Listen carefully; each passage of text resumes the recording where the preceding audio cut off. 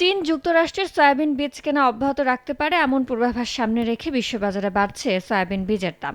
সপ্তাহ ব্যবধানে প্রতি বুশলের দাম 0.95% বেড়ে শুক্রবার বিক্রি হয়েছে $10.67। মাস ব্যবধানে দাম বেড়েছে 0.42%।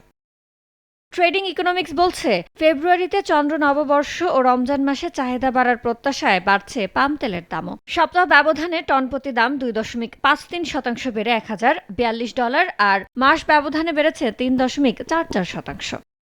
কৃষ্ণ সাগরে সরবরাহ সংকটে চাহিদা বাড়ায় গেল 3 বছরের বেশি সময়ের মধ্যে সর্বোচ্চ পৌঁছেছে সূর্যমুখী তেলের দাম। সপ্তাহ ব্যবধানে ভোজ্য তেলের দাম 0.38% বেড়ে প্রতি 10 কেজির দাম দাঁড়িয়েছে $16.69। মাস ব্যবধানে বেড়েছে 6.88%। চাহিদা বাড়ায় গেল সপ্তাহে প্রতি টন ক্যানোলা অয়েলের দাম 1.91% বেড়ে হয়েছে $474.81।